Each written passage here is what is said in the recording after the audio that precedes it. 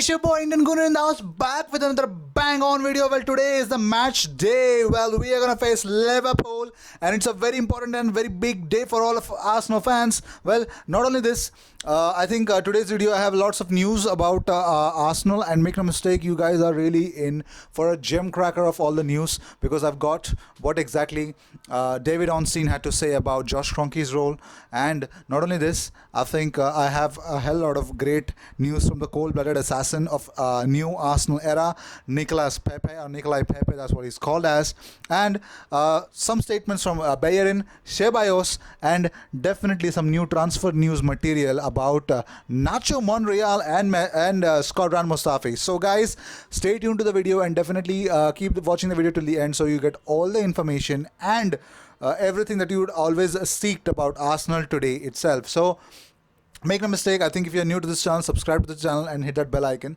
so you get notifications whenever we post a video on YouTube. Make no mistake, we come up daily. Yeah, we post daily 2 videos a day, and the only reason why we do that is because we want to engage in more and more with our subscribers, who definitely happen to be our community members, because we believe that Indian Gooner is not a channel, it's definitely a community where all the Arsenal fans can definitely pour in. You can definitely subscribe and be a part of it, and definitely comment and let me know what you guys want to see, what you guys have seen, and what you guys have an opinion about Arsenal. Everything is welcome, so make no mistake, we make community posts so that we get a lot of engagements from you guys as well. So be a part of this community, subscribe, and let us know your power as an Arsenal fan. What do you guys have in mind, and your opinions. Everything is definitely welcome in this community. So without any further ado, let's bang on into the news. Number one, well, David Ornstein has this to say: in a respectful way, I do get the feeling that the Kroenkes were more ready to invest significantly in the post-Wenger era. When they would mold, their whole idea was when they would, mold the club structure around their own ideas rather than the all-powerful manager. This makes total sense, doesn't it? Because I think, you know that Wenger has been for what, 22 seasons at Arsenal, and he's been quite a popular figure. And his ideology of running the club, he was the reason how we came to the Emirates from Highbury, and he's done quite development for the club, and he has done most of the building work for Arsenal. So to see somebody like Wenger getting, splashing the cash according to his ideologies, and suddenly we know that it was about time that Wenger had to hang up his boots, at least for Arsenal. And when that happened, the Kroenkes took over the whole of Arsenal, and it's now their time to stamp authority. It's now the time that we see more of our owners care about us and care about the club, and show up in most of our games, and definitely show up their exclusiveness to Arsenal also, because I know they have held lots of investments in different franchises, different teams that they own in different sports. So that's not what my concern is. My concern is, if you've bought Arsenal, make sure that you're showing each and every drop of care that it needs right now, because this club definitely needs nourishment, because it has been actually in malaise since 2005. We've not won something quite significant in the Champions League, not even crossed the round of 16 at all. So I think without any bias or so, we deserve to be at the highest levels, don't we? Well, let's talk about the next thing that David Ornstein had to say. He said that Arsenal's structure has changed massively since Wenger left. In the last 12 to 14 months, according to Kroenke, 50 appointments have been made only on the football side alone. Well, there's and also he goes on to mention that there's no real excuse now. Well, it's all on the Kroenke's shoulders, and I think Josh has recognized that. I think he's going to be a more visible and a regular presence at Arsenal now. Well, David Ornstein is definitely believing that Josh Kroenke has to make it, and I think it's all in the mind right now. It's quite fresh in all Arsenal fans' minds that Josh Kroenke knows that it has to be done, and investments have to come, and the right type of investments have to come. You've got to buy world class players. If you pay the world class amount of money, they definitely perform.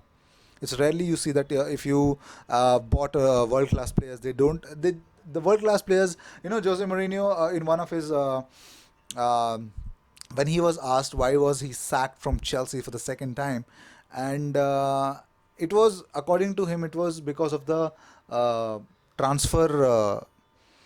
He wanted a certain amount of players, and about the transfer market, he said that see the transfer market is just as if you go, there are different types of strikers. You could buy strikers for 10 million, 20 million, 40 million, 60 million, 80 million, but there's a difference in quality. Okay, you can't expect a 10 million striker to perform the same as an 80 million striker. You have to work on it to make him an 80 million striker. But if you buy an 80 million striker, you don't have to make him work to do what you want him to do. He'll definitely perform according to the. That's how players are valued by the transfer market. So it's the same thing that I think we've got something different. We've bought some great amount of talents to Arsenal. So it's all about resurrecting and bringing Arsenal back to where it belongs. Well, it had to achieve hell lots, at least in the European aspect, and definitely the Premier League as well. But that did not happen. So I think it's the right time to make the right choices for the club. And the best choice that the club could make is seeing Josh Kroenke taking that responsibility and leading us from the front. Well, obviously, we everyone wants that, doesn't it? So, well, let's talk about Nicola Pepe. Nicolas Pepe was asked about how exactly everything is going on. He said that based on how it's been in training with Lacazette, we've been able to find each other with our eyes shut. With our eyes shut. These guys can find themselves with the ball with their eyes shut. That itself shows the potency and the lethal weapon that Nicolas Pepe can be for Arsenal, because he's something that Liverpool have not faced from Arsenal's aspect, and definitely Ceballos. So this is not the same Arsenal that lost 5-1. Everything is different. So let's see if we can as a group, as a unit, can click and definitely make Liverpool pay. We need to make them pay. They need to understand that I think Manchester City were the only team that they lost to last season. I was just saying it only for the records. But I'd like to see something really happening, because last season, I think, if you compare to the Champions League, I think they lost to Paris. Um, they lost to Paris. They also lost to Red Star Belgrade. They lost to Red Star Belgrade, and definitely they lost one of the legs to Barcelona as well at Camp Nou. So let's see what's gonna happen. Um, I'm really, really stoked. I'm really excited about the game. If you can tell me that, oh, I've been saying that Arsenal can beat. Obviously, we can beat. Yeah, there is a 33% chance of Arsenal winning. Yeah, there's 33% chance of Liverpool winning. I'm talking about the regular probability, not the probability of what every you can see in every website, that Liverpool are definitely having 64 to 65% chances of winning against Arsenal. Obviously, it's Anfield. Definitely, if you try to see that, obviously, I think that is driven by the people itself, those kind of polls. But no, I'm talking about the regular probability. We have 33% chances of winning. Liverpool have a 33% chances of winning, and there are 33% chances of both of them drawing. I'll take anything other than losing, and even if it's a loss, I think if we show if we put our best foot forward, I don't think so. We would have anything to regret. That's exactly what I want from Arsenal and all the players to step up, because they know, and I think most of them have been part of that 5-1 drubbing. So I think they know what they are up against. At least they know what they're up against. So let's see if they don't make the same amount of mistakes. I think definitely we have a match on our hands. Definitely. Well, talking about this, I think I'll definitely. I had mentioned that about Nacho Monreal. Nacho Monreal is close to leaving Arsenal, because Real Sociedad are definitely serious about their capturing of Nacho Monreal, and they're definitely. It's not about keeping a close eye, but they want Nacho Monreal. But I don't think so. We have anyone who could take his place, because I know Sead Kolasinac is error prone defensively, and I think I can at least expect Nacho to definitely be. quite solid in terms of defense. So I want a solid player to be there. So I think these rumors are definitely not true. At least I hope they are not true. And I just don't see Nacho leaving at least this season. No, I'm not seeing that. So let's talk about Bellerin. What Bellerin has to say. Bellerin has actually mentioned that Dani Ceballos is one of the best players I've seen. Obviously, he's the best player that what we've seen. One of the best in the last game for Arsenal against Burnley. But talking about Ceballos also has spoken on his comparison with Santi Cazorla. He said that Cazorla is still the king. I still have to learn a lot from him. That's really great to see. I think that's quite humbling because I also believe that seeing his one full debut, his first start for Arsenal, if you guys can compare him to Cazorla, see, those are your expectations. To all the Arsenal fans, I'd like to say that these are our expectations. Please don't put much pressure on him because obviously talent and skill definitely finds a way out to get all the appreciation that it deserves. But talking about Santi, oh my God, I just can't. I mean, I have not seen any player who's been so skillful and so beautiful with both the feet. Uh, I'd like to see Ceballos take that a notch up above Santi Cazorla to make a name for himself. But not only that, I think we need to see more and more of these two, this beautiful player, definitely. Let's talk about Shkodran Mustafi. Shkodran Mustafi's dad, who is his agent, Kuchte Mustafi, has mentioned that Shkodran had a great time. Please, make sure that you listen to this carefully. Shkodran had a great time with Arsenal. Had. We still have a contract for 2 years and can imagine to stay in London. However, the best for both sides is probably to work on a transfer. But for that, it also needs market driven transfer fees. Well, he's talking about Arsenal. I think Arsenal will take anything to let him off. Because I think if we are actually trying to get 18 to 20 million, I think we are already trying to pay. We will definitely try to buy players who are world class, but the world class players are definitely going to be expensive. But to lose a central defender like that, I think a new central defender won't cost you that much. I think it'll cost you much more than that in today's market. And we all know that we cannot definitely get the 35 million that we paid. At least his value, he himself has dropped it for more than 50%. So I think we can expect anything somewhere around 40% of what we paid. If we get even that much, it would be a big amount of recovery of certain amount of funds. But let's see.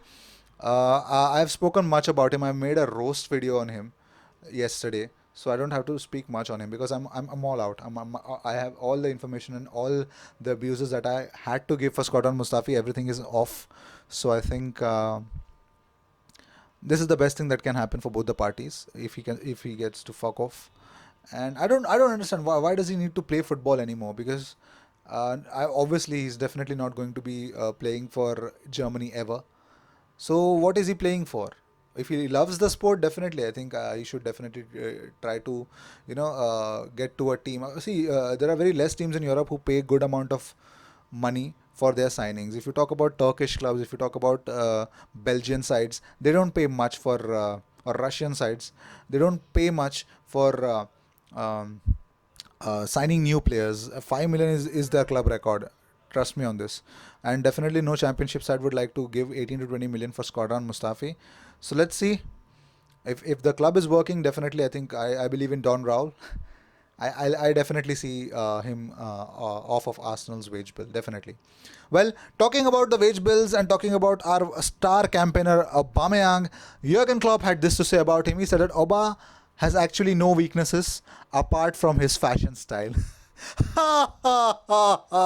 Well, I just tried to imitate Jurgen Klopp because this cracked me up as well. Because when I saw this, I was laughing for at least 10 minutes because Jurgen Klopp is so good in whatever he speaks out. He speaks his mind, and I love what he says because that's so good, great humor.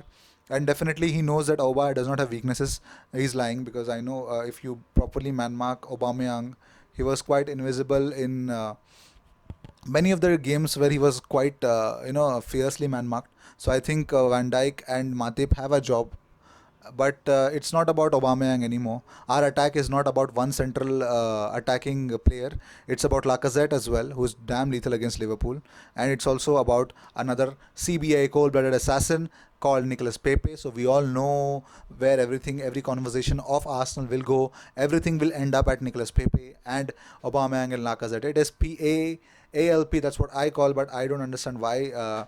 It is PAL according to Arsenal, but it should be ALP. It's Obalaka Pepe. That's what it should be because it sounds much way better. These were the news of the day. I hope you liked it. I hope you enjoyed it. I hope you had a great time and definitely found yourself immersed into whatever I had to say about today's news of the day. And make no mistake, today is the day where Arsenal meet Liverpool, their biggest competition in the Premier League, one of the biggest competition in the Premier League, but it's biggest in terms of where we are playing. It's Anfield, and we are quite optimistic as Arsenal fans. I am, yeah, and I think to all the fans who believe, who are trying to be watchful about, there are certain fans of Arsenal who believe that if we get a draw, it's more than enough for Arsenal right now. No, it's not.